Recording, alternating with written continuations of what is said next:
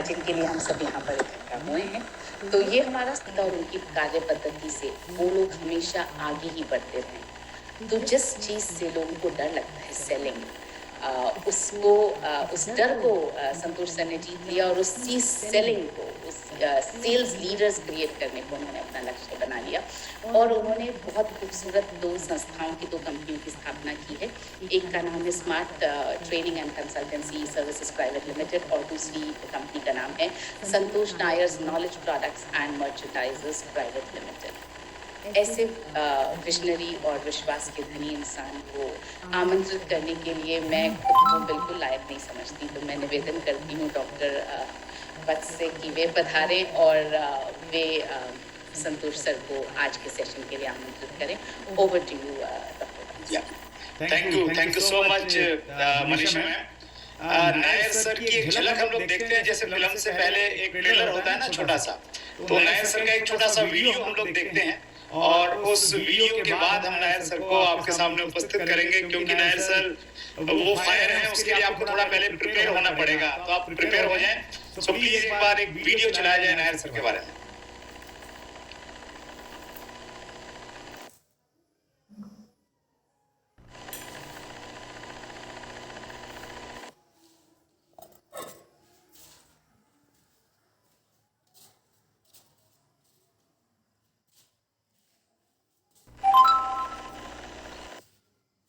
Audio please.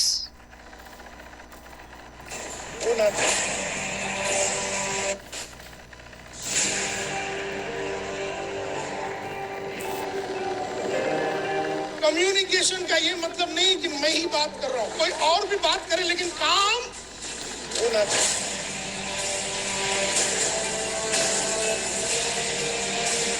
If you are a good communication multiplier, you are a good salesperson. Just communicating and being a communication multiplier is a different thing. Commitment cannot be 10%. आज के बाद अगर कोई commitment करते हो तो वो 10, 20, 30, 40, 50, 60, 90 भी है तो मत कर। अगर कुछ करना है तो 100% का कमिटमेंट करना। Confidence is the single most important human ability. All other abilities require confidence at its foundation. And people who have learned to manufacture their own confidence can learn anything, adjust to anything, and accomplish anything. Mindset is formed when mind gets a signal that there is no other way that exists. Our deepest fear is not that we are inadequate. Our deepest fear is that we are powerful beyond measure. Accidents happen, things went wrong, there were problems at home, लेकिन मैंने जो time दिया तो time पे मैं आया जरूर. That means I always wanted to give a performance. I never wanted to give a reason. I always wanted to produce.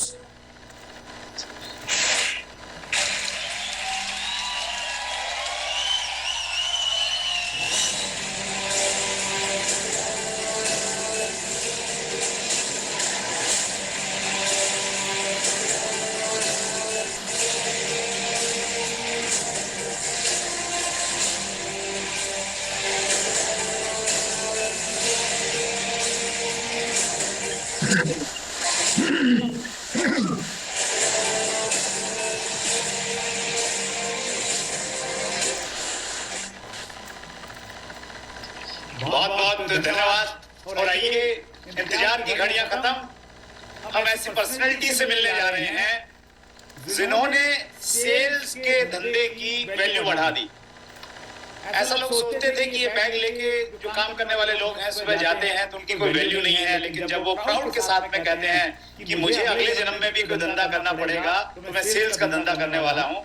और सेल्समैन को सेल्समैनशिप के काम करने वालों को जिन्होंने सेलिब्रिटी बना दिया और उनके अंदर में हुनर पैदा किया, उनको काबिलियत सिखाई, एक ऐसी पर्सनैलिटी जिन्होंने 30 लाख से ज्यादा लोगों की जिंदगी को टच किया है।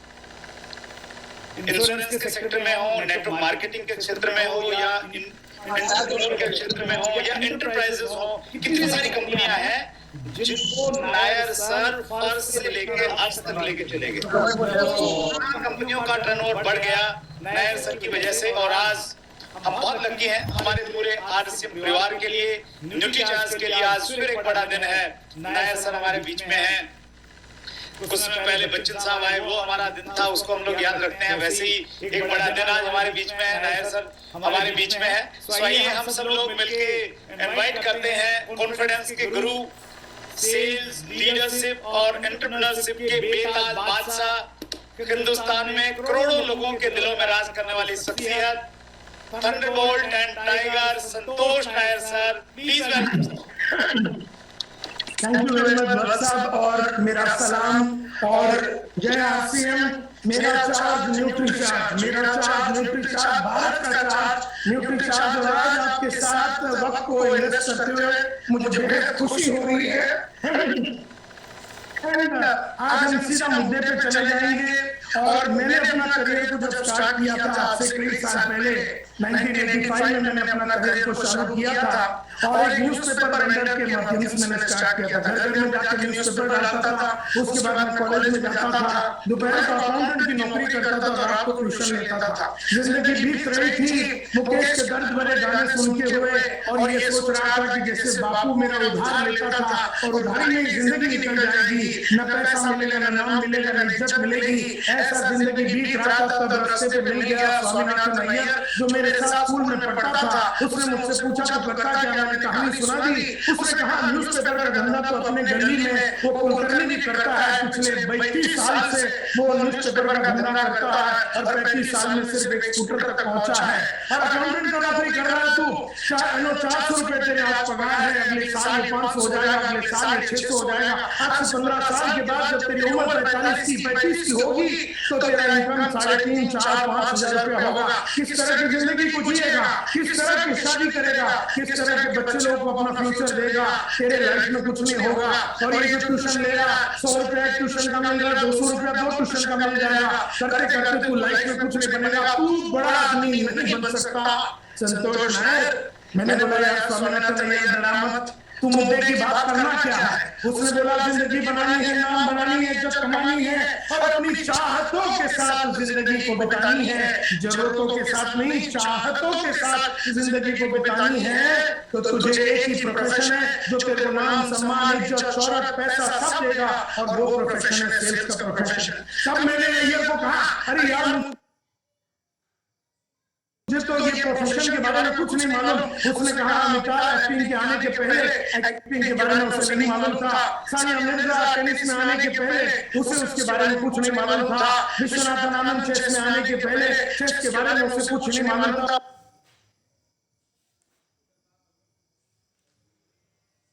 उसी तरह से तू भी सेल्स में आने के पहले तुझे भी सेल्स के बारे में नहीं मालूम होगा।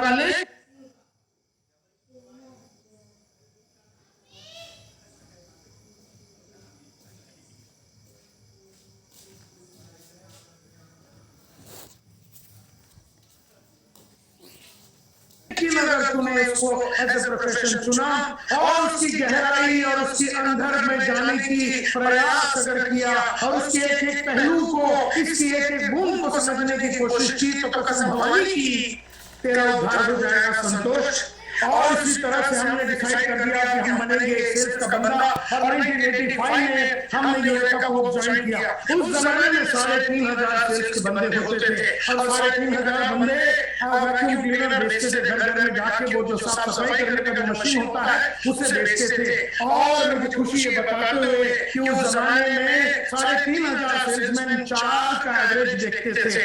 मतलब उस जमाने में एवरेज सेल्स पर पर्सन 4 वैक्यूम क्लीनर का सेल होता था। और अगर आपने 7 या 8 बेच दिया तो आपका ब्रांच मैनेजर आपको बहुत ही बढ़िया सहूलती रेस्टोरेंट में लेके जाके खाना खिलाता था मंथ एंड में। और अगर आपने 10 या 11 बेच दिया मां कसम, तो आपके जो रीजनल मैनेजर है वो आपको ले जाएंगे उससे भी बढ़िया रेस्टोरेंट में। और अगर आपने गलती से किधर 12 या 14 बेच दिया तो हमारे कंपनी का मैनेजिंग डायरेक्टर अखिल मार्फतिया अपने स्टैंडर्ड 2000 रोवर कार, जो उस जमाने का सबसे महंगा गाड़ी होता था, उस गाड़ी में आके आपको ज्वेल ऑफ इंडिया बोल के बंबई में जो वर्ली में एक जगह है वहां पर खाना पीना और जो चाहिए अगर आप बोलेंगे तो आपके बॉडी पे जहां पर भी चुम्मा लगाना है वो चुम्मा लगा देता। वो अगर बोले कि आप पिछवाड़े पे चुम्मा लगा दो वो चुम्मा लगा देगा, क्योंकि आपने बेच दिया है 12 से 14। और ऐसे जमाने में 5 दिन का ट्रेनिंग हुआ था 4 अक्टूबर 1985 में, और 5 दिन के ट्रेनिंग के बाद on 10 अक्टूबर 1985 मैं 21 दिन जब बचा था, मार्केट में 21 दिन क्लोजिंग के लिए बचा था, हमने 26 वैक्यूम क्लीनर बेच दिया पहले महीने में। हमें लगा और इंडिया के नंबर 1 सेल्समैन बन गए। और इलेक्ट्रोलक्स ऑफ स्वीडन के साथ हमारा कोलैबोरेशन था, इलेक्ट्रोलक्स ऑफ स्वीडन के साथ हमारा कोलैबोरेशन था। डायरेक्ट सेल्स का सबसे बड़ा कंपनी था वर्ल्ड का इलेक्ट्रोलक्स, और वहां पर हम वहां के नंबर 1 सेल्समैन बन गए। तो पहले महीने में जब हुआ तो हमें भी लगा इस लुक में हुआ होगा, कभी कभी धंधा हो जाता है, कभी कभी हमारे भी बहुत सारे ज्वाइनिंग मिल जाते हैं। लेकिन अगले महीने में मैंने 32 बेचा, और उसके अगले महीने में मैंने 33 बेचा, उसके अगले महीने में मैंने 36 बेचा, उसके अगले महीने में मैंने 39 बेचा, उसके अगले महीने में मैंने 41 बेचा, उसके अगले महीने में मैंने 43 बेचा। लेकिन कसम भवानी की हमने पिछले महीने से कम कभी नहीं बेचा। ये हमारा ट्रैक रिकॉर्ड रहा है कि जैसे जैसे मैं, क्योंकि हमारे सेल्स हेड होते थे अनिल लंबोसा बोलते थे पिछले महीने से ज्यादा ही बेचना है। जिंदगी में अगर बहुत बड़ा सक्सेसफुल इंसान बनना है तो कम से कम एक वैक्यूम क्लीनर तो पिछले महीने से ज्यादा बेचना चाहिए। और इसीलिए हमने आदत को 2 दिन से ही पाल दिया। इस चार्ट को देखते हुए हमारे को बना दिया group leader with 4 boys reporting to me, और उसके बाद हमने बना दिया सेल्स सुपरवाइजर 12 लड़के, और इंडिया के नंबर 1 ग्रुप लीडर बने, नंबर 1 सुपरवाइजर बने, और फिर जब ब्रांच मैनेजर बने, पहली बार इंडिया में 200 सेल एक ब्रांच हमने किया, पहली बार 300 सेल हमारे ब्रांच में किया, पहली बार 400 सेल हमारे ब्रांच में किया, पहली बार 500 वैक्यूम क्लीनर एक ब्रांच में 1986 में हमारे ब्रांच में किया। और वो रिकॉर्ड आज मैं उस कंपनी को छोड़ के 26 साल से हो चुका है, उस रिकॉर्ड को आज तक कोई माइकल तोड़ नहीं सका। माय डियर फ्रेंड्स, इस तरह से उस कंपनी में 10 प्रमोशन मिले 8 साल में, और उसके बाद रियल वैल्यू बोल के फायर एक्सटिंग्विशर कंपनी में गया।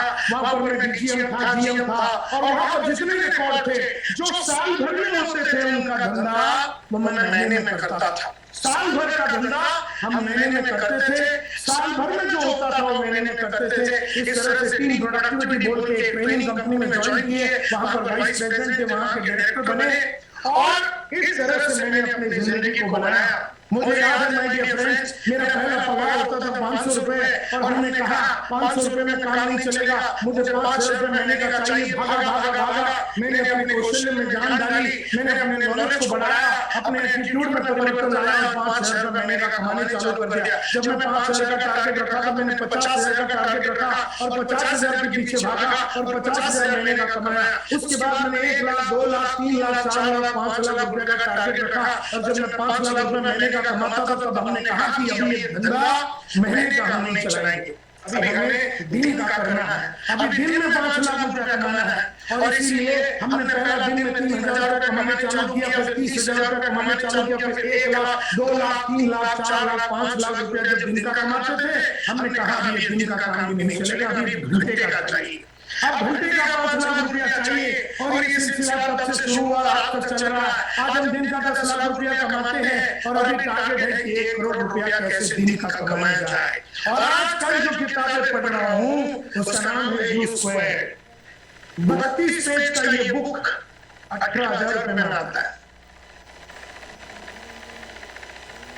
लेकिन इसमें 1 करोड़ रुपया कैसे कमाना है वो छुपा हुआ है।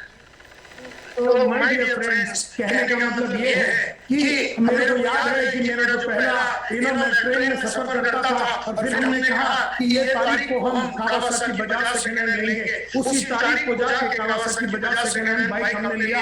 जो दिन हम उस बाइक के ऊपर चढ़ के पूजा करके बैठे, हमने कहा अब हम राजदूत 175 टेलीस्कोपिक सस्पेंशन वाला बाइक लेंगे। जो दिन हमने उस बाइक को लिया, वो दिन हमने टारगेट रखा कि Premier Padmini, second hand Premier Padmini खरीदेंगे। जो दिन हमने उसका पूजा करके वापस आए, हमने कहा कि अभी हम एयर कंडीशन मारुति खरीदेंगे ये तारीख को। और जो दिन हमने एयर कंडीशन मारुति 800 डिसाइड किया, उसका अगला टारगेट हमने रखा कि मारुति एक्सट्रीम 6,50,000 रुपीस का हम रोकड़ा डाउन देके खरीद लेंगे। ईएमआई डीएमआई में हम बिलीव नहीं करते, रोकड़ा डाउन रख के बात करेंगे।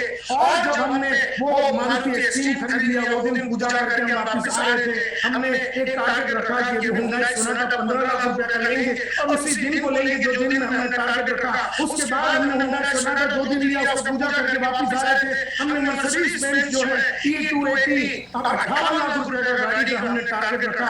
58 लाख रुपए का मर्सिडीज 280 को 2 दिन खरीदा, वो दिन हमने टारगेट रखा। S class Mercedes 1 crore 8 lakh रुपए का, और 2 दिन हमने वो मर्सिडीज को खरीदा। हमने टारगेट रखा कि अभी हम मेबैक खरीदेंगे मर्सिडीज जो 3 करोड़ रुपए की है, और जो 3 करोड़ का मर्सिडीज आज हम चलाते हैं, और तब हमने टारगेट रखा कि 8 करोड़ रुपया का हम अभी जाके अभी हम रोल्स रॉयस खरीदेंगे और फिर उसके बाद प्लेन खरीदेंगे और वहां से हम आगे बढ़ेंगे। मुझे याद है 2 रुपए का पेन रखता था शार्प का, और फिर 100 रुपए का विल्सन का पेन रखता था। फिर हमने टारगेट रखा 400 रुपए का शेफर पेन रखेंगे। फिर हमने टारगेट रखा 1000 रुपए का क्रॉस पेन रखेंगे। फिर हमने टारगेट रखा कि 10 लाख रुपए का हम डैनियल डेल्फॉय का सिर्फ 3 पीस बनता है मॉन्ट ब्लैंक का जो है वो पेन रखेंगे। इस तरह से जीवन में पैसा और घर, फिर हमने घर का टारगेट रखा। इस तरह से लाइफ में जितने टारगेट थे हमने अचीव किया। हमने ये भी टारगेट रखा कि हम बेचेंगे नहीं तो घर नहीं जाएंगे। मुझे याद है बेचेंगे नहीं तो घर नहीं जाएंगे, और ये हमने टारगेट रखा था 1985 में, एक वैक्यूम क्लीनर नहीं बेचूंगा तो कसम भगवानी के घर नहीं जाऊंगा। हर दिन मैं बेचता था, बेच के मैं घर जाता था, हर दिन बेचता था। अब बेच के 10 बजे खत्म हो गए, 11 बजे 1 बजे 2 बजे, लेकिन बेच के ही घर जाता था। मुझे याद है 10 अप्रैल 1986 में एक दिन रात के 11 बजे माल नहीं बिका, रात के 12:15 बजे माल नहीं बिका। 12 बजे के करीब 12 साढ़े 12 के करीब हम जा खड़े थे ग्रैंड रोड स्टेशन के बाहर। वहां पर A1 रेस्टोरेंट बोल के रेस्टोरेंट है, वहां नीचे खड़े थे, अंधेरा छाया हुआ था और सब जगह पे अंधकार छाया हुआ था। सब लोग तो सो गए थे और अचानक हमारी नजर एक बिल्डिंग पे पड़ा, जिस बिल्डिंग के नीचे हम खड़े थे, और उसके ऊपर हमने सेकंड फ्लोर में एक लाइट देखा। हो सकता है आदमी रात को सूसू करने के लिए उठा होगा, ये हमारी गलती नहीं है, उसने लाइट डाला, इसका मतलब है कि हम उसके घर जाएंगे। और हमने जाके सीधा रात को घंटी बजा दी और हमने कहा good evening sir, my name is Santosh, I have a small machine that can clean everything in your home right from your floor to your ceiling, can I come in? और उसने कहा जेंटलमैन इट इज मिडनाइट, आधी रात हो चुकी है। मैं बोला हां सर, अंदर आ जाओ। अब मैं ये बात तो समझ गया था कि वो ये बोल रहा है कि बेवकूफ, ये थोड़ी ना टाइम है नॉक करने का, रात के 12 बज गए। उसने फिर मेरे को उठा के बोला, इसने कहा I don't think so you understood, आपको मेरी बात समझ में नहीं आई लगती। और उन्होंने मेरे को हिंदी में कहा जेंटलमैन रात के आधी रात हो चुके हैं, यहाँ क्या कर रहे हो? तो मैंने कहा सर अंदर आ जाओ। क्या बोलना है उससे मेरा कोई लेना देना, मुझे तो माल बेचना है। तुझे मेरी माल चाहिए कि नहीं इससे कोई फर्क नहीं पड़ता, मुझे तो तेरे को डिस्ट्रीब्यूटर बनाना है, मुझे तो वैक्यूम क्लीनर देना है, क्योंकि मेरे को मालूम है अगर मैंने तेरे को डिस्ट्रीब्यूटर बनाया तो मैं तेरे को मालामाल बना दूंगा। तू नहीं बनाना चाहता है लेकिन मैं तेरे को बनाना चाहता हूँ। तुझे मेरी वैक्यूम क्लीनर की जरूरत नहीं, लेकिन मैं तुझे दूंगा तो तू साफ सुथरा और सुंदर घर में रहेगा, ये मुझे मालूम था। एंड देयरफॉर मैंने कहा कि अंदर आ जाओ। तब उसने मुझसे पूछा इतना मेहनत क्यों कर रहे हो? मैंने 2 रीजन है सर, एक तो मैं बहुत बड़ा आदमी बनना चाहता हूँ, और दूसरा हमने वादा किया था अपने आप से कि एक नहीं बेचूंगा तो घर नहीं जाऊंगा। अब सुबह से जा रहा हूँ लेकिन एक भी नहीं बिका, सोचा आपको बेच के चला जाता हूँ। तो उसने कहा बहुत बढ़िया, अंदर आ जाओ। और मैंने एकदम बढ़िया सा प्रेजेंटेशन दिया। उसने वो प्रेजेंटेशन देखने के बाद कहा मैं 4 लूंगा। मैं घबरा गया, बोले क्या 4 क्या करेंगे? उसने कहा कि मेरे जो बंबई महाबलेश्वर जो हिल स्टेशन होता है, मेरा बंबई महाबलेश्वर में बस चलते हैं लग्जरी बस, और लग्जरी बस के अंदर लोग गुरमुरा वेफर खाते हैं और उसके बाद वो सब छिलके बिलके मारे जाते हैं। तुम्हारा वैक्यूम क्लीनर ये सीट को साफ करने का माना बिल्कुल साफ कर देगा सर। और उसने कहा मेरी जो गाड़ियां हैं नॉर्मली 10 बजे रात को मरीन ड्राइव में आती है, लेकिन एक आज एक्सेल टूट गया बस का, इसके लिए 4 बस साथ में आ रहे हैं, करीबन 1 बजे मरीन ड्राइव में आएगा, मेरे साथ चलेगा? मैं बोला चलेगा सर। और मेरे को तो कहा मुझे तो घर ही नहीं मालूम ना, क्योंकि जब तक माल नहीं दिखता है रहता कि जरूर ये गजनी हो जाता, गजनी याद नहीं रहता घर कहाँ पर है। अंधेरी बोल के जगह पे रहता हूँ, ये अंधेरा अंधेरी एकदम हमारे दिमाग से निकल जाता है, क्योंकि माल दिख गया तो घर दिखता है, माल नहीं दिखा तो घर ही नहीं दिखता है। तो उसने कहा मेरे साथ चलो क्या? हमने कहा चलिए। और मैं चला गया उसके साथ। और जैसे ही मैं वहां गया 1 बजे 2 बजे 3 बजे गाड़ियों का कोई पता ही नहीं। 3:30 बजे रात को 4 गाड़ियां साथ में आई। जैसी गाड़ी आई मैं उड़ी मार के बस के अंदर चढ़ गया। उसके साथ मैंने प्लग में लगा दिया, बैटरी जो उधर लगा दिया और मैंने वैक्यूम क्लीनर स्टार्ट कर दिया, ये उम्मीद में कि बढ़िया तरीके से वैक्यूम क्लीनर शुरू हो जाएगा। जनरली वैक्यूम क्लीनर जब शुरू होती है तो आवाज आती है, लेकिन वो दिन आवाज नहीं आ रही। सारी डेमो फेल हो गई। उसने लेने से इनकार कर दिया। बोले मेरी सॉरी संतोष, कहीं पर छोड़ सकता हूँ? मैंने महालक्ष्मी स्टेशन पे छोड़ दीजिए। बोले रहते कि मैं रहता तो मैं मेरी में, लेकिन मैं घर नहीं जाऊंगा। और मैं वहीं से अगले दिन सुबह 5:30 बजे उठ के वही रेलवे स्टेशन से मैं अपना टेरिटरी में चला गया। दोपहर को 12 बजे की पहले मैंने 4 लाख निकले में बेचा, क्योंकि वादा किया था बेच देना, घर नहीं जाऊंगा। अपना पेमेंट वगैरह डाल के मैंने फिर दोपहर के बाद मैं घर चला गया। ये था मेरी जीवन की कहानी। और इस तरह से मैंने अपनी लाइफ को बनाया। माय डियर फ्रेंड्स, लोग मुझसे हमेशा पूछते हैं कि आपने बहुत सारे लोगों को देखा है, सक्सेस का फॉर्मूला क्या है ऐसा? What is the common denominator of success? तो मैं अपना प्रेजेंटेशन को यहाँ पर स्टार्ट करना चाहता हूँ। तो मेरी पावर पॉइंट दिखाई दे रही है, साहब एक थम्स अप कीजिए। बिल्कुल, थैंक यू वेरी मच। और जय आरसीएम का नाम लेते हुए मेरा चार्ज न्यूट्री चार्ज, भारत का चार्ज न्यूट्री चार्ज को मन में याद करते हुए मैं आपके सामने पेश कर रहा हूँ मेरी जिंदगी की अपूर्व अंधेरी बोलते एकदम अंदर में जाके मैंने जो सीखा है, मैंने जो इनसाइट्स लाइफ से सीखा है, वो आज मैं आपके सामने शेयर करना चाहूंगा। इस प्रोग्राम का नाम है the common denominator of success. मेरे को लोग पूछते हैं सब सक्सेस का फॉर्मूला क्या है, तो मुझे भी लगता था कि हार्डवर्क होगा सक्सेस का फॉर्मूला। लेकिन मेरे को ये समझ में आ गया कि फॉर्मूला हार्डवर्क का कोई लेना देना नहीं है, क्योंकि हार्डवर्क ही अगर सक्सेस का फॉर्मूला है तो मेरे बाजू में एक रिक्शा वाला पिछले 30 साल से रिक्शा चलाता, सुबह 6 बजे जाता है, रात को 10-11 बजे तक काम करता, वो आज तक सक्सेसफुल नहीं हुआ, तड़प रहा है वो।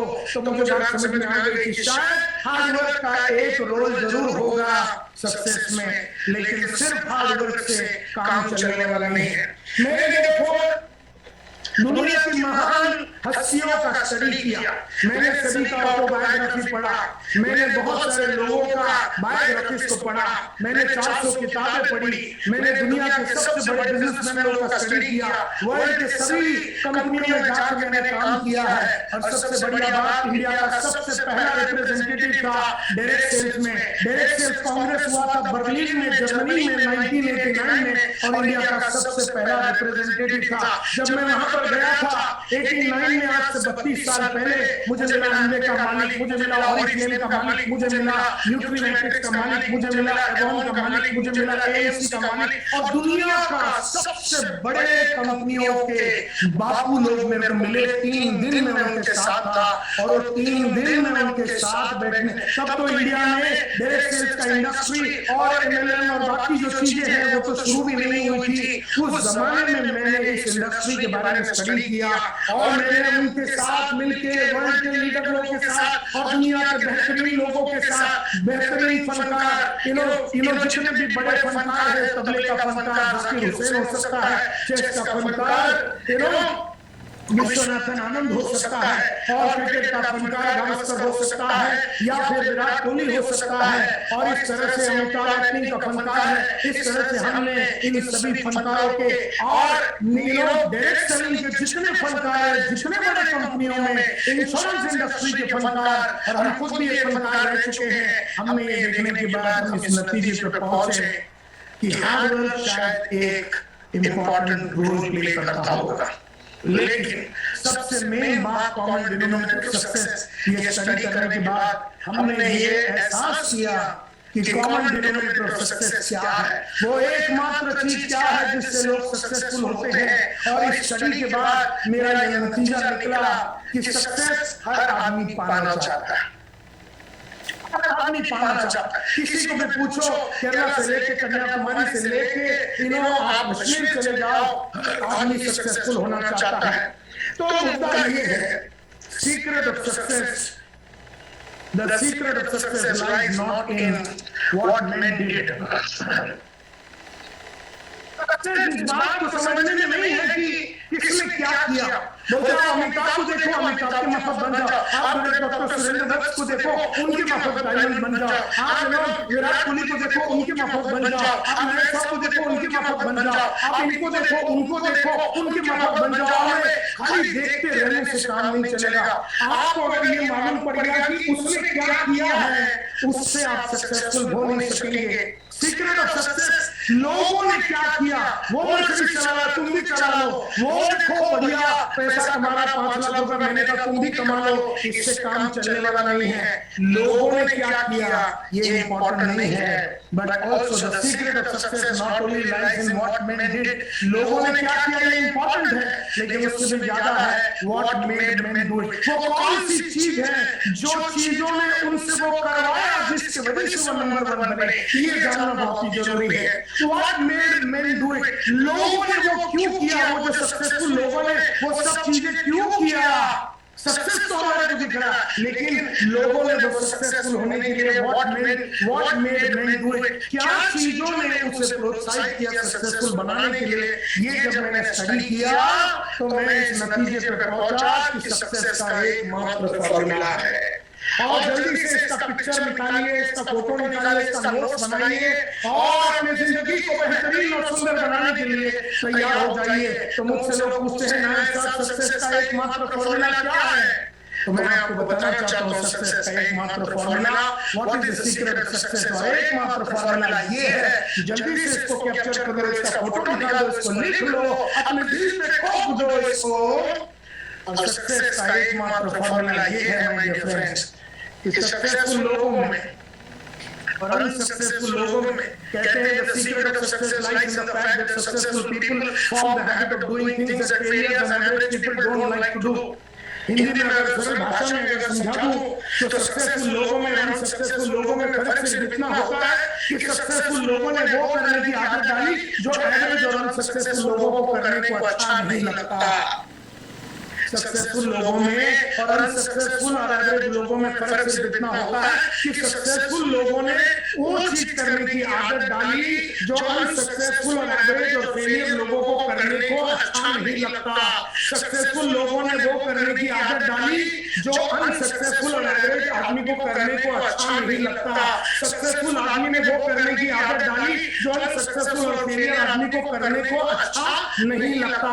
मुझे भी सुबह उठने को अच्छा नहीं लगता, तुम्हें भी सुबह उठने को अच्छा नहीं लगता, लेकिन मैंने सुबह उठ के उठने की आदत डाली। मुझे भी रोज सुबह उठ के चलने को जाने को अच्छा नहीं लगता और आपको भी सुबह जाकर चलने को अच्छा नहीं लगता, लेकिन मैंने रोज सुबह उठ के चलने की और जाके चलने की आदत मैंने डाल दी। मुझे भी रोज सुबह उठ के 2 घंटा पढ़ने को अच्छा नहीं लगता, आपको भी रोज सुबह उठ के 2 घंटा पढ़ने को अच्छा नहीं लगता, लेकिन मैंने 2 घंटा पढ़ने की मैंने आदत डाली। मुझे भी रोज फोन पे लिस्ट बनाने को अच्छा नहीं लगता, आपको भी रोज लिस्ट बनाने को अच्छा नहीं लगता, लेकिन मैंने रोज लिस्ट बना के रोज लिस्ट बनाने की आदत डाली। और फेलियर और एवरेज आदमी ने नहीं बनाने की आदत डाली। मुझे भी बड़े बड़े लोगों को मिलने को डर लगता है, आपको भी मिलने को डर लगता है, लेकिन मैंने बड़े लोगों को मिलने की आदत डाली। मुझे भी प्रोस्पेक्टिंग करने को अच्छा नहीं लगता, आपको भी प्रोस्पेक्टिंग करने को अच्छा नहीं लगता, लेकिन मैंने प्रोस्पेक्टिंग करके प्रोस्पेक्टिंग करने की आदत डाल दी। मुझे भी टेलीफोन पे रोज अपॉइंटमेंट लेने को अच्छा नहीं लगता, तुम्हें भी लेने को अच्छा नहीं लगता, लेकिन रोज मैंने 20 आदमी फोन करके मैंने फोन करने की आदत डाली। तुम जो भी कुछ हो आज तुम्हारी आदत की वजह से है।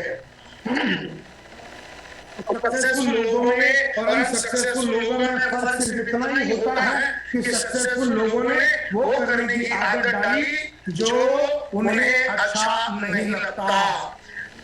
तो मुद्दा ये उठता है माय डियर फ्रेंड्स, लोग मुझसे पूछते हैं तो ये जो है सक्सेसफुल लोग, ये लोगों को ये सब काम करने को अच्छा लगता है, सक्सेसफुल लोगों को पढ़ना अच्छा लगता है, सक्सेसफुल लोगों को सुबह उठना अच्छा लगता है क्या? उनको योगा करने को और सप्लीमेंट लेने को, कंजम्पशन करने को अच्छा लगता है? नहीं, उन्हें भी अच्छा नहीं लगता है। सक्सेसफुल लोगों को भी सुबह उठने को अच्छा नहीं लगता, अनसक्सेसफुल और एवरेज आदमी को भी सुबह उठने को अच्छा नहीं लगता, लेकिन सक्सेसफुल आदमी ने वो करने की आदत डाली जो उसे अच्छा नहीं लगता, क्योंकि जब जब तुम वो करोगे जो तुम्हें अच्छा नहीं लगता, तब तब तुम्हें वो मिलेगा जो तुम्हें चाहिए। और जानबूझ के अगर अच्छी आदत नहीं डालोगे तो अनजाने में बुरी आदतें लग जाएगी। ये बात सक्सेसफुल लोग बहुत समय पहले ही समझ गए। सक्सेसफुल लोगों में और अनसक्सेसफुल लोगों में फर्क सिर्फ इतना होता है कि सक्सेसफुल लोगों ने वो करने की आदत डाली जो एवरेज और अनसक्सेसफुल लोगों को अच्छा नहीं लगता। तुम्हें भी अपने आप को अपग्रेड करने को अच्छा नहीं लगता, हमें भी अपने आप को अपग्रेड करने को अच्छा नहीं लगता, लेकिन हमने अपने आप को अपग्रेड करके करने की आदत डाल दी। और ये अपग्रेड करना हमें भी अच्छा नहीं लगता, लेकिन अच्छा नहीं लगता फिर भी हमने उसकी आदत डाल दी। और इसीलिए लोग पूछते हैं क्या सक्सेसफुल लोगों को वो सब चीजें अच्छा लगता है जो वो करते हैं? नहीं, सक्सेसफुल लोगों को भी वो सब चीजें अच्छा नहीं लगता जो अनसक्सेसफुल और एवरेज लोगों को अच्छा नहीं लगता, लेकिन उन्होंने उसकी आदत डाली। सक्सेस देखो सिर्फ चंद लोगों को ही मिलता है, 100 में से सिर्फ 3 लोगों को सक्सेस मिलता है। 100 में से 3 लोगों को सक्सेस इसलिए मिलता है क्योंकि वो 3 लोग हैं जिन्होंने वो किया जो उन्हें अच्छा नहीं लगता, और पूरी कौम ने वो किया जो उन्हें अच्छा लगता है। इन टका ही लोग हैं जिन्होंने वो किया जो उन्हें अच्छा नहीं लगता, और 97% लोगों ने वो किया जो उन्हें अच्छा लगता है। और इसीलिए सक्सेस बहुत कम लोगों को मिलता है, और इसीलिए मैं गर्व के साथ कहता हूं कि तुम्हारा फ्यूचर तुम्हारी आदतें हैं। Your future is therefore your habits. आपका फ्यूचर आपकी आदतें हैं, आपका फ्यूचर आपकी आदतें हैं, आपका फ्यूचर आपकी आदतें हैं। मैंने बहुत स्टडी किया डायरेक्ट सेलर्स को बहुत ध्यान लगा के, वत्सा मैंने इनके जीवन के अंदर हाथ डाल के स्टडी किया, इनके दिल के अंदर झांक के, इनके दिमाग के अंदर झांक के मैंने स्टडी किया वर्ल्ड के सभी डायरेक्ट सेलर्स को। और एक चीज इन लोगों को पूरी वर्ल्ड में, वो पाकिस्तान हो, अहमदाबाद हो, वो दिल्ली हो, फ्रांस हो, वो बांग्लादेश हो, यूके हो, यूएसए हो, जर्मनी हो, डायरेक्ट सेलिंग में एक चीज लोगों को अच्छा नहीं लगता, बिल्कुल अच्छा नहीं लगता। They don't like it. वो एकमात्र चीज कौन सी है जो दुनिया का हर डायरेक्ट सेल्स का आदमी को अच्छा नहीं लगता? और इसी नापसंदी की वजह से, ये डिसलाइक और ये नापसंदी की वजह से वो अपना टाइम को बराबर यूज नहीं करता, टाइम को वेस्ट करता है, पढ़ता नहीं है, प्रोस्पेक्टिंग करता नहीं है, लिस्ट नहीं बनाता है, क्योंकि उसके दिमाग में एक बहुत बड़ी नापसंदी है, एक बहुत बड़ा चीज है जो वो अच्छा, वो he does not like it. दुनिया का हर डायरेक्ट सेलर को एक चीज बिल्कुल अच्छा नहीं लगता, they don't like one thing, और वो एकमात्र चीज है जिसकी वजह से हम लोग न लिस्ट बनाते हैं, न प्रोस्पेक्ट लिस्ट बनाते हैं, न फोन करते हैं, न हम जाके मिलते हैं, न प्रेजेंट करते हैं, क्योंकि हमें ये एक चीज अच्छा नहीं लगता। What is that one thing जो आपको अच्छा नहीं लगता पूरे वर्ल्ड में? What is that people don't like? Direct seller को बिल्कुल अच्छा नहीं लगता। वो एकमात्र चीज क्या है? और वो ये है,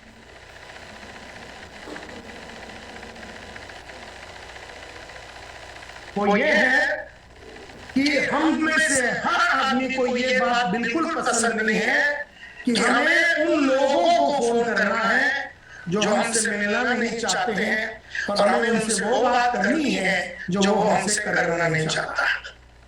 जिंदगी भर हमें उनसे मिलना है जो हमसे मिलना नहीं चाहते हैं, और हमें उनसे वो बात करनी है जो साला वो हमसे करना नहीं चाहता है। जिंदगी भर मुझे सक्सेसफुल होने के लिए मुझे एक ही टाइप के आदमी को मिलना पड़ेगा, और वो कौन है? वो है जो हमसे मिलना नहीं चाहता, और अगर मिले तो वो हमसे वो बात करना नहीं चाहता जो हम उनसे करना चाहते हैं। हम उनसे बात करना चाहते हैं डिस्ट्रीब्यूटर बनाने का, उसकी जिंदगी बनाने का, उसको नाम देने का, सम्मान देने का, इज्जत देने का, उसे आगे बढ़ाने का हम बात करना चाहते हैं। लेकिन वो हमसे मिलना नहीं चाहता और हमसे वो बात करनी नहीं चाहती जो हम उनसे करना चाहते हैं। जिंदगी भर वत्सा तुम्हें किसी इंसान को मिलना है। किससे मिलना है? वो इंसान जो तुमसे मिलना नहीं चाहता। और बात क्या करनी है तुम्हें? वो बात करनी है जो तुमसे वो करना नहीं चाहता। क्योंकि ये बात मैं इस बात से साबित करता हूं कि आज तक मेरे को ये बताइए, आपको कोई भी आदमी ने आगे से फोन नहीं किया, और अगर आपने किसी को फोन कर दिया, आपने अगर किसी को फोन कर दिया, वत्साल ने या मुकेश जी ने या मनीषा जी ने या किसी ने भी, अत्री जी ने मेरे को अगर फोन कर दिया, मैं अगर एक प्रोस्पेक्ट हूं, तो आपने जब मुझे फोन किया तो मैंने ऐसे तो कभी नहीं कहा अत्री जी आप कहां थे? मैं पिछले 20-25 साल से डायरेक्ट सेलर बनना चाहता था, मैं पैसे कमाना चाहता था, मैं नाम बनाना चाहता था, आपको देखने की अत्री जी मेरी आंखें तरस गई। कहां थे आप? कितने साल से कहां थे? आइए मुझे बेचिए, मेरे को डिस्ट्रीब्यूटर बनाइए, मुझे आप सफाई से घर में लेके जाइए, आइए कहां छुपे थे बैठ जाइए, कितना पैसा देना, क्या काम करना। एक भी आदमी तुम्हें ऐसा नहीं मिलेगा, मर जाओगे तुम, लेकिन एक जालिम में ऐसा नहीं मिलेगा। तुम्हें सिर्फ वही मिलेगा जो तुम्हारे चड्डी में बम लगाएगा, जो तुमसे कहेगा I am not interested, I will get back to you, हम सोच के बताएंगे बाद में आना, मेरे को आप पे विश्वास नहीं है, ये तो मनी लॉन्ड्रिंग का बिजनेस है, मनी मल्टीप्लाइंग का बिजनेस है, चले जाइए मेरी नजरों से, वापस कभी नहीं आना। जिंदगी भर सारे यही मिलेंगे हमें, और इनको ही मनाना है और इनको ही ट्रांसफॉर्म करना है।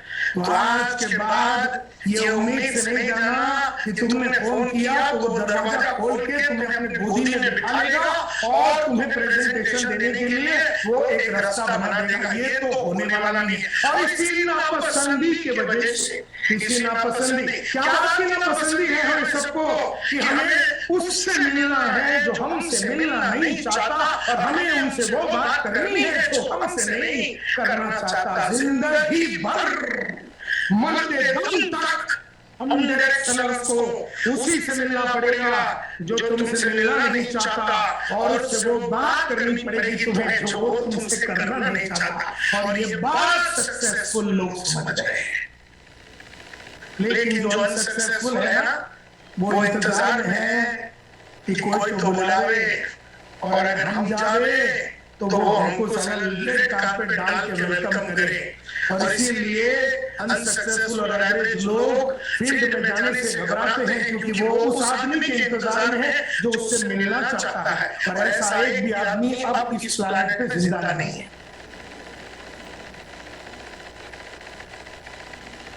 जिंदगी भर उसी आदमी से मिलना है जो तुमसे मिलना नहीं चाहता, और तुम्हें उससे वो बात करनी है जो तुमसे करना नहीं चाहता। इसी नापसंदी की वजह से तुम अपना टाइम को नहीं बराबर वापरते हो। इसी नापसंदी की वजह से डायरेक्ट सेलर लोग लिस्ट नहीं बनाते हैं। व्हाट्सएप की आवाज निकल जाएगी, व्हाट्सएप बोलते लिस्ट बनाइए, लिस्ट बनाइए, लिस्ट बनाइए, लिस्ट बनाइए, लिस्ट बनाइए, फोन कीजिए, फोन कीजिए, फोन कीजिए, फोन कीजिए। और हमारा डायरेक्ट सेलर सोच रहा है अबे साले लिस्ट जिसका बनाओ उसको जो हमसे मिलना नहीं चाहता और हमसे वो बात नहीं करना चाहता, उसका लिस्ट बनाओ। अरे लिस्ट बना के मिलना भी किसको है? लिस्ट बना के मिलना उसको है जो मिलना नहीं चाहता, और वो बात करनी नहीं चाहती जो हमसे वो करना चाहता है, वो करना ही नहीं चाहता। तो फिर मैं क्यों लिस्ट बनाऊं? मैं क्यों लिस्ट बनाऊं? मैं क्यों लिस्ट बनाऊं? मैं क्यों प्रोस्पेक्टिंग करूं? मैं क्यों वो वेट के साथ 200-300 जन का नेचुरल और अननेचुरल मार्केट में मैं क्यों बनाऊं? क्योंकि बनाने के बाद भी मुझे उसी से मिलना है जो मुझसे मिलना नहीं चाहता, और मुझसे वो बात नहीं करनी चाहती जो मैं उससे करना चाहता हूं। इसीलिए हमारा रिफ्यूजल है, रिलक्टेंस है। हम एक डेफिनेट प्रोस्पेक्टिंग प्रोग्राम को फॉलो नहीं करते हैं, सिस्टम को फॉलो नहीं करते हैं, सेल्स को तैयारी नहीं करते, सेल्स के बारे में पढ़ते नहीं हैं, अपने टाइम को ऑर्गेनाइज नहीं करते, अपने एफर्ट को ऑर्गेनाइज नहीं करते, एक नापसंदी की वजह से। लेकिन ये बात सक्सेसफुल लोग जान चुके हैं कि मुझे मुझे सुबह उठ के उसी से मिलना है जो मुझसे मिलना नहीं चाहता, और मुझे वो सब काम करनी है जो मुझे अच्छा नहीं लगता। मुझे हर वो काम करना है जो मुझे अच्छा नहीं लगता, और मुझे उन लोगों को मिलना है जो मुझसे मिलना नहीं चाहते और मुझसे वो बात करना नहीं चाहते जो मैं उससे करना चाहता हूँ। और मुद्दा ये है कि व्हाई डू पीपल से नो टू अस, हमें लोग ना क्यों बोलते हैं? मुद्दा ये है कि लोग ना क्यों बोलते हैं, क्योंकि लोगों को ये बात एक्सेप्ट करने के लिए रेडी नहीं है कि अब तक उन्होंने अपनी जिंदगी में कुछ बड़ा नहीं किया। ये बात बर्दाश्त नहीं कर सकते कि तुम जैसे आदमी बाहर से आके उसको बता दे, अरे ओ टीचर, तू 20 साल से टीचिंग का काम कर रहा है, 40,000 का पगार कमाता, मेरे साथ जुड़ जा, मैं तेरे को 4 लाख की तरफ लेके जाता हूँ। ये बात टीचर भले ही कमाना चाहता है, लेकिन ये बात बाहर वाला आके जब टीचर को बोलता है तो उसे बड़ा दुख होता है कि ये बात मुझे क्यों नहीं पहले एहसास हुआ, और क्यों आज सीएम का आदमी को आके मुझे बताना पड़ा, मैं इतना बुद्धिशाली आदमी हूँ, मैं टीचर हूँ, मेरे को ये बात समझ में क्यों नहीं आया, और 20 साल में मैं 40,000 रुपए के पगार तक क्यों पहुंचा। ये बात उसे एक्सेप्ट करने को अच्छा नहीं लगता, इसीलिए लोग हमसे मिलना नहीं चाहते हैं, क्योंकि लोगों की सच्चाइयां खुल जाती है।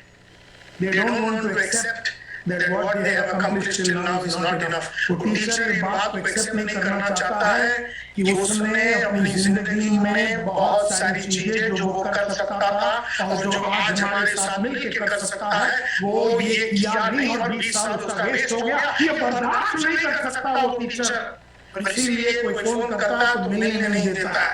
लेकिन हमें उस टीचर को मालामाल बनाना है, हमें हमारे को transforming lifes and transforming India जो हमारा मूल मंत्र है, हमारे को अपने आप को चार्ज करना है, अपने आप को चार्ज करना है, और चार्ज अपने आप को इतना करना है कि हम ट्रांसफॉर्म करेंगे दूसरे के लाइफ को और पूरे देश को ट्रांसफॉर्म करेंगे। हमने ये ठेका लिया हुआ है, इस ठेके के भावना को दिल में लेके जाके उसकी चार्ज को लगा के आप जब मार्केट में उतरोगे दूसरों को ट्रांसफॉर्म करने के लिए, तो वो तो मालामाल होगा, और उसको मालामाल करने के चक्कर में हम भी मालामाल हो जाएंगे, उसके सपनों को पूरा करने के चक्कर में हमारे सपने साकार हो जाएंगे।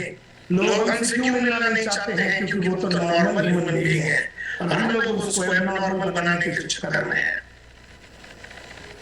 आदमी नॉर्मल से एबनॉर्मल बनने में कतराता है, घबराता है, और जैसे मुकेश जी ने कहा, एक लीडर ही लगेगा जो ये नॉर्मल 40,000 रुपया कमाने वाला वो टीचर को 4,000 के सपने दिखाते हुए, उसको उस तरह का नॉलेज को देते हुए, उसके एटीट्यूड में बदलाव लाते हुए, उसके कौशल्य में इंप्रूवमेंट लाते हुए, उसकी आदतों में, टीचर की आदतों में परिवर्तन लाते हुए, उसको स्ट्रेटजीज देते हुए हमारे को एक लीडर लगेगा जो वो टीचर के लाइफ में उतर के उस टीचर को बदल के उस टीचर को कंप्लीटली ट्रांसफॉर्म, रूपांतरित करना है, चेंज नहीं करना है, रूपांतरित करना है। चेंज टेम्पररी होता है, ट्रांसफॉर्मेशन करना है। चेंज टेम्पररी होता है, ट्रांसफॉर्मेशन परमानेंट होता है। चेंज का मतलब है, ट्रांसफॉर्मेशन का मतलब है कि एक कैटरपिलर को बटरफ्लाई बनना है, एक कैटरपिलर को बटरफ्लाई बनना है, ये ट्रांसफॉर्मेशन है। वो टीचर एक कैटरपिलर है,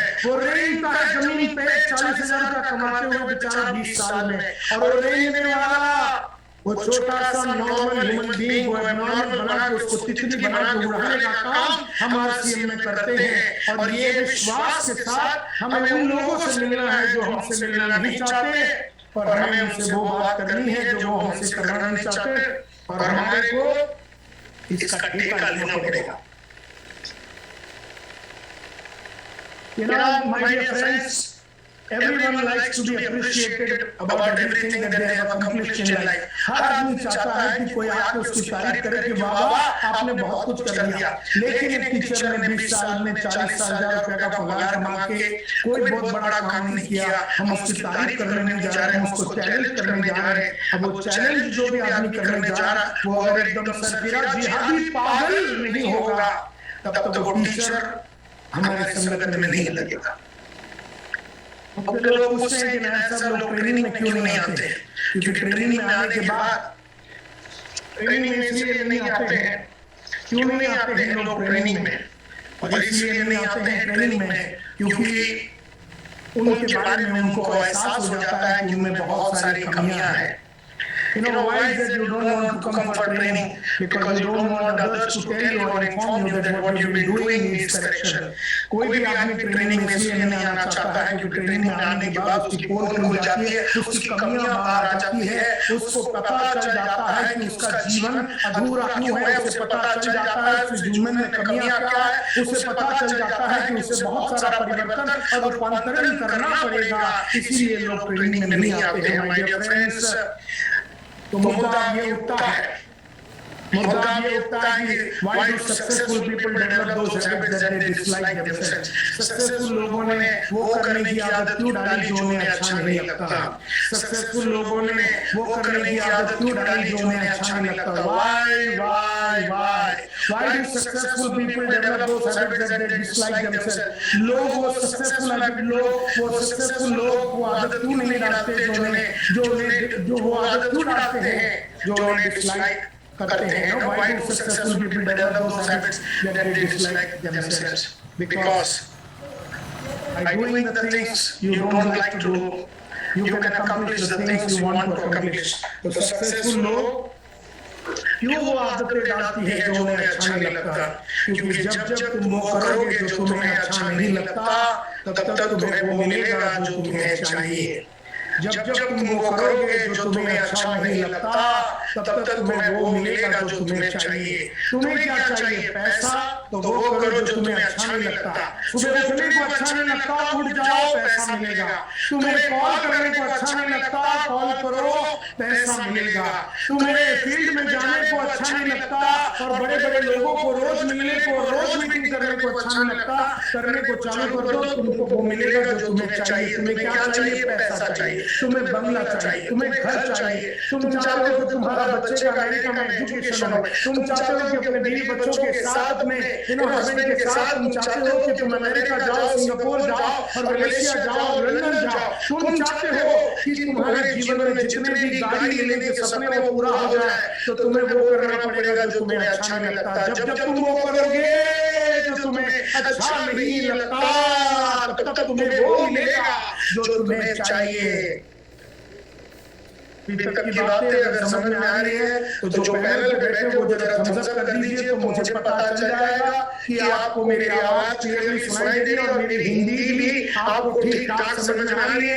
ऐसा मानते हुए मैं चलता हूँ, एक थम्स अप दे दीजिए अगर आप मेरी बातें समझ में आ रही है। बहुत बढ़िया, thank you very much my dear friends. बहुत ही सुंदर, आगे बढ़ते हैं। तो जब आप वो करेंगे जो तुम्हें अच्छा नहीं लगता, तब तुम्हें वो मिलेगा जो तुम्हें अच्छा लगता है। तो मुझे चाहिए था कि मेरे बीवी के पूरे सपने, मेरे माँ बाप के पूरे सपने, घर का सपना, गाड़ी का सपना, बंगले का सपना, बाकी सारे सपने, पोजीशन का सपना, मुझे डायमंड बनना है, मुझे रूबी से स्टार रूबी बनना है, मुझे सफायर और सफायर से स्टार सफायर बनना, मुझे डायमंड बन के स्टार डायमंड बनना है, मुझे वो बनना है। लेकिन वो बनने के लिए मुझे वो करना पड़ेगा जो मुझे अच्छा नहीं लगता। मुझे उस आदमी से मिलना पड़ेगा हर क्षण, हर दिन, हर क्षण उस आदमी से मिलना पड़ेगा जो मुझसे मिलना नहीं चाहता, उससे वो बात करनी पड़ेगी जो वो मुझसे करना नहीं चाहता। तो माय डियर फ्रेंड्स,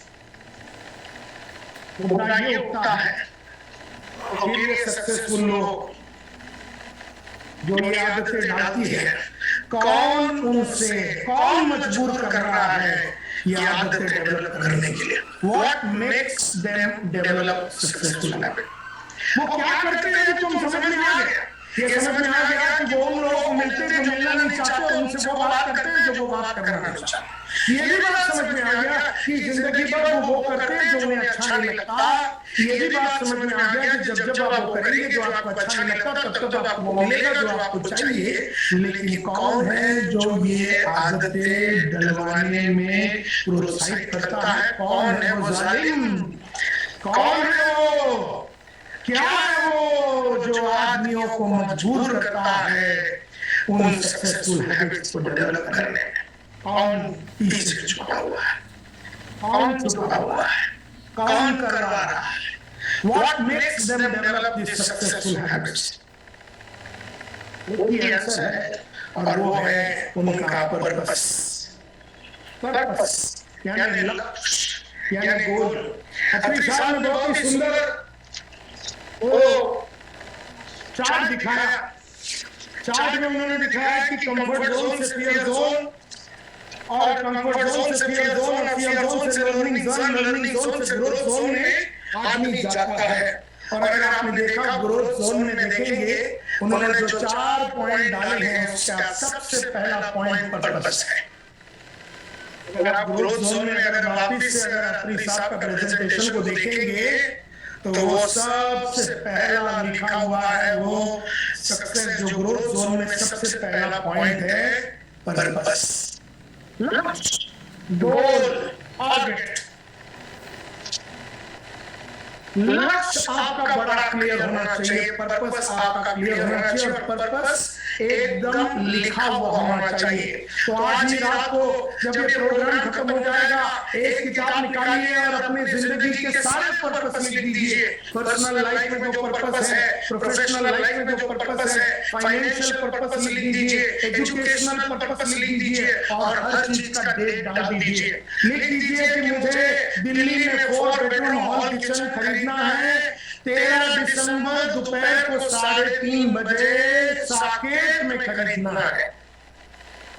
यानी 1,500 स्क्वायर फीट का या 4,000 स्क्वायर फीट का मुझे घर खरीदना है।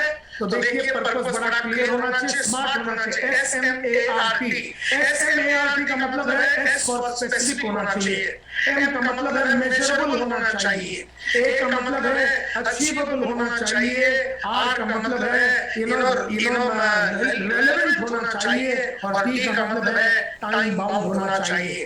तो टाइम बाउंड होना चाहिए, रेलेवेंट होना चाहिए, स्पेसिफिक होना चाहिए, और हमें मेजर कर सकना चाहिए। तो जब अगर मैं कहूं मुझे 4,000 स्क्वायर फीट का घर लेना है, दिल्ली में साकेत में डायमंड बाग में लेना है, साकेत में डायमंड बाग में मुझे 4,000 स्क्वायर फीट का घर लेना है, सेकेंड फ्लोर पे लेना है, गार्डन के साथ लेना है, और 13 दिसंबर 2021 को 3:30 बजे लेना है। स्पेसिफिक है, मेजर कर सकते हैं 13 तारीख को कि ये हुआ कि नहीं। स्पेसिफिक है, S for specific, M for measurable, A for attainable, ये अचीव हो सकता है कि नहीं, R फॉर रियलिस्टिक और रेलेवेंट होना चाहिए, और T फॉर टाइम बाउंड होना चाहिए। आपने टाइम भी डाल दिया।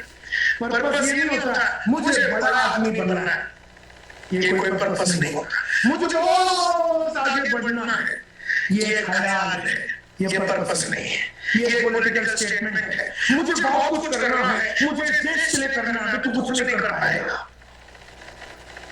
तो क्लियर बता, मुझे लाल कलर की, मुझे इलेक्ट्रिक रेड लाल कलर की XUV 700 महिंद्रा का लेना है। 11 जनवरी मेरी बेटी का बर्थडे के दिन 4 बजे दोपहर को लेना है, और महिंद्रा XUV A7 26 लाख रुपए का गाड़ी इलेक्ट्रिक रेड कलर का मुझे लेना है 11 जनवरी दोपहर में 3:30 बजे मेरी बेटी का बर्थडे। ये एक स्पेसिफिक पर्पस होता है। और मेरे पास अगला, क्योंकि मैं 136 में मरने वाला हूँ, अभी मैं खाली 58 का हुआ हूँ, कच्ची कली हूँ मैं, और 58 का उम्र में मेरे पास 136 तक का जितने भी गोल्स हैं, जितने भी पर्पस लिखा हुआ है, वन क्या क्या करना है। मुझे प्लेन कब लेना है, मुझे बंगला कब लेना है, मेरा खुद का आइलैंड कब लेना है, मेरे पास सब लिखा हुआ है। पर्पस एकदम स्मार्ट होना चाहिए। पर्पस तुमसे वो करवाती है जो तुम्हें अच्छा नहीं लगता। जालिम ये पर्पस ही है, ये वही है जो तुमसे वो करवाती है जो तुम्हें अच्छा नहीं लगता। क्योंकि पर्पस में ताकत है, तुम में ताकत नहीं है। देखो जिस आदमी के पास ये पर्पस नहीं है, उसे सुबह उठने के बाद ये पता ही नहीं है कि वो लड़ किस लिए रहा है, वो मार्केट में क्यों जा रहा है। और जब मैं अगर वत्स साहब को मेरा प्रोस्पेक्ट है और मैंने वत्स साहब को फोन कर दिया और मैं वत्स साहब को एज ए प्रोस्पेक्ट मिलने जा रहा हूँ, तो मैं अपना रोल्स रॉयस का गाड़ी खरीदने के लिए वत्स साहब को जुड़वाने जा रहा हूँ। वत्स साहब जुड़ेंगे, वत्स साहब आगे बढ़ेंगे, उसमें मेरे को रोकड़ा मिलेगा, उस रोकड़े से मैं आज रोल्स रॉयस का स्टीयरिंग खरीदूंगा। तो मैं वत्स आपको जुड़वा रहा हूँ ताकि मेरा रोल्स रॉयस का एक पुर्जा रेडी हो जाए। फिर मैं अरविंद को जुड़वाऊंगा, फिर मैं मुकेश जी को जुड़वाऊंगा, फिर मैं मनीषा जी को जुड़वाऊंगा। एक एक आदमी को जुड़वाते जुड़वाते मेरा वो रोल्स रॉयस का बंदोबस्त होगा, मेरा वो आइलैंड का बंदोबस्त होगा, मेरा वो प्लेन का बंदोबस्त होगा, मेरा अपना गाड़ी का बंदोबस्त होगा। मेरी बेटी को अमेरिका जाके पढ़ाई करना जिसके लिए 1 करोड़ रुपए की जरूरत है। मैं मार्केट में जा रहा हूँ वत्स आपको आरसीएम का माल बेचने नहीं, मैं आरसीएम का डिस्ट्रीब्यूटरशिप बेचने नहीं जा रहा हूं। मैं वत्स आपको मिलने जा रहा हूं ताकि मेरी बेटी को मैं अमेरिका बेच सकूं और उसके लिए मुझे 1 करोड़ रुपया चाहिए और वो 1 करोड़ रुपया का 10 लाख रुपया आप मेरे को कमा के देंगे और आपको वो कमाने के लिए और 10 लाख रुपया आप मेरे को कमा के देंगे, लेकिन वो आप मेरे को तब देंगे जब मैं आपको 1 करोड़ रुपया कमाने का रास्ता दिखाऊंगा। मैं आपको 1 करोड़ कमाने का रास्ता दिखा के मैं आपको पढ़ाऊंगा, मैं आपको लिखाऊंगा, मैं आपको उस मंजिल तक पहुंचाऊंगा। आप मेरे को 10 लाख देंगे,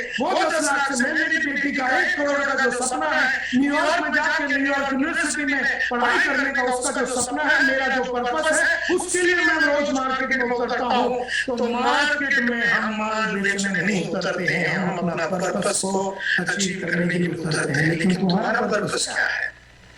लिखा हुआ है, अगला 50 पर्पस लिखा हुआ है, डेट के साथ लिखा हुआ है, टाइम के साथ लिखा हुआ है, क्लैरिटी के साथ लिखा हुआ है। अगर नहीं लिखा हुआ है तो पर्पस जो तुम्हें प्रोत्साहित करता है वो करने के लिए जो तुम्हें अच्छा नहीं लगता वो तुम्हारे को करवा नहीं सकेगा, क्योंकि तुम्हारे पास पर्पस ही नहीं है। तो माय डियर फ्रेंड्स, सक्सेसफुल लोग वो क्यों करते हैं जो उन्हें, वो कौन है जो उनसे वो करवाता है जो उन्हें अच्छा नहीं लगता? What makes them develop the successful habits? Purpose, purpose, purpose, लक्ष्य, गोल। जो नाम बोलना है बोल लो, लेकिन स्मार्ट होना चाहिए, SMART होना चाहिए, स्पेसिफिक होना चाहिए, मेजरेबल होना चाहिए, अटेनेबल होना चाहिए, रियलिस्टिक होना चाहिए। मुझे मेरे टीम में 15 स्टार रूबी बनाने हैं, मुझे मेरे टीम में 15 स्टार रूबी बनाने हैं और 14 मार्च 2022 को शाम को 5 बजे के पहले बनाना है। ये लक्ष्य है। कितना? 15। कभी 14 मार्च, कभी 2022। कितने बजे? 5 बजे। ये एक पर्पस होता है। जब ये पर्पस बहुत स्ट्रांग होता है और ये दिल से जुड़ा हुआ पर्पस होता है, दिमाग से नहीं, दिल से, इमोशनल पर्पस होता है। सचमुच में दिल से आप करना चाहते हो। मैं दिल से रोज एक बेच के घर जाना चाहता था, क्योंकि मैं दिल से चाहता था कि लोगों का घर का साफ सफाई होवे। मैं दिल से RCM में अगर काम करता हूं तो मैं दिल से काम कर रहा हूं कि वो टीचर अपनी छोटी जिंदगी से भागने के लिए और ये लक्ष्य के साथ मैं उतरता हूं। तो what makes them develop the successful habit? Purpose. तो मुद्दा ये है कि आपका लाइफ का पर्पस क्या है? मुद्दा ये है कि what is your purpose today? तो लोग मेरे को मिलते हैं, ओ मेरे को बोलते हैं सर मेरा ना पर्पस है ना, हाँ मेरी ना एक फैमिली है और मेरी जो मेरी बीवी है, मेरे 2 बच्चे हैं, ये और मेरे फादर है, कि मेरे मदर है। मैं चाहता हूँ कि थोड़ा सा एक्स्ट्रा इनकम मिल जाए। मैं तो टीचर हूँ, मैं सुबह से शाम काम करता हूँ और मैं 40,000 कमाता हूँ। थोड़ा सा 5-10 हजार रुपया मिल जाए एक्स्ट्रा तो थोड़ी जो पेट्रोल का भाव बढ़ गया है, जो दाल का भाव बढ़ गया है, जो तरकारी की भाव बढ़ गई है, थोड़ा सा एडजस्टमेंट हो जाए। ये मेरा लक्ष्य है, ये मेरा पर्पस है। क्या ये लक्ष्य हो सकता है माय डियर फ्रेंड्स? यस और नो? अपने मन से पूछिए कि क्या ये पर्पस हो सकता है कि बस मेरी बीवी है, मेरे बच्चे हैं 1.5 और मेरे को 40 कमा, तो सोच रहा हूँ 45 हो जाए, 5-10 हजार रुपये एक्स्ट्रा मिल जाए RCM में। क्या ये पर्पस हो सकता है? ये पर्पस बिल्कुल नहीं हो सकता है, क्योंकि 40,000 रुपया कमाने के लिए टीचर किसको मिल रहा है रोज? वो 50 बच्चे को मिल रहा है। पढ़ा क्या रहा है? वो गणित पढ़ा रहा है या इंग्लिश पढ़ा रहा है, और उससे कोई अनजान आदमी को तो मिल रहा है नहीं। तो उसका सेटल लाइफ है। उसका सेट लाइफ है, उसको सिर्फ उससे मिलना है जो रोज उससे मिलते हैं, और झक मार के बेचारे बच्चे बैठे रहते हैं, अभी अच्छा पढ़ावे ना पढ़ावे, बच्चों को समझा नहीं समझा, वो झक मार के बेचारे बच्चे बैठे रहते हैं, और ये एकदम बाजार पे एकदम बादशाह के माफक उनको पढ़ाते रहते हैं। अब 40,000 रुपया कमा रहा है, और 5-10 हजार के लिए क्या वो आदमी उन लोगों से मिलेगा जो उससे मिलना नहीं चाहता, और रोज बैठ के लिस्ट बनेगा। आज के टाइम में 40,000 रुपया कुछ भी नहीं करके सिर्फ नॉर्मली हिस्ट्री सिखा के, जानकार बच्चे लोगों को सिखा के, नया कोई नॉलेज को अपडेट करने की जरूरत नहीं, नया कोई कलाकारी डेवलप करने की जरूरत नहीं कोई आदत डेवलप करने की जरूरत नहीं। उस 40 को 45,000 रुपया या 50,000 बनाने वाला आदमी अपने पास आएगा तो सारा वो तो कुछ करेगा नहीं, और अपनी उससे की चाहत को भी साला बेटा करेगा।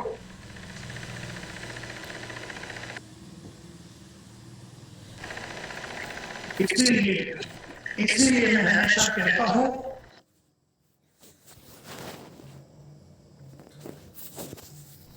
कि लोग बोलते हैं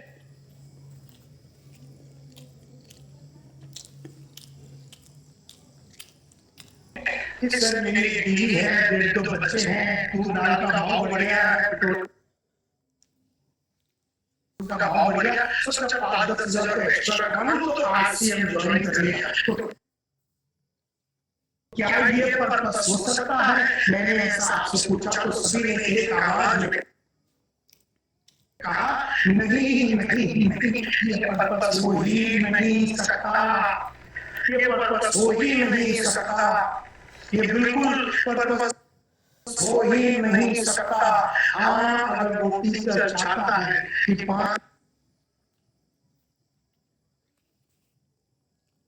2 साल छोटी सी जिंदगी तड़प के जो जी रहा हूँ, ये तड़पता हुआ जिंदगी से बाहर निकल के मैं मेरी बीवी को आज तक कुछ नहीं दे सका, मैं मेरे फादर मदर को कुछ नहीं दे सका, मैं मेरी बेटियों को हिंदी मीडियम स्कूल में डाल के रखा हूँ, मैं इसको इंग्लिश मीडियम में डालना चाहता हूँ, मैं मेरी बीवी को सिंगापुर लेके जाना चाहता हूँ, मैं मेरे भाई छोटी सी पोती है मेरी, और इसमें 2 हिंदी में जिसमें एक में मेरा भाई रहता है, मेरे माँ बाप रहते हैं, और मैं तो बाहर बीवी के साथ सुनता हूँ। एक तुम्हारा जाने के लिए सारा रात के 11 बजे तक मेरे को इंतजार करना पड़ता है। तो मेरा ये जो एडजस्ट करने का जो जीवन है, ये जीवन से मुक्त होके मैं ऐसा हो बेटू की किचन की तरफ जाना चाहता हूँ। ये आदमी के अंदर जोश को पैदा करना है, और पहला वाला जो 5-10 हजार रुपए एक्स्ट्रा करने की जो बात है वो पर्पस है ही नहीं। तो उम्मीदों में जो ताकत होनी चाहिए कि आदमी के अंदर उस तरह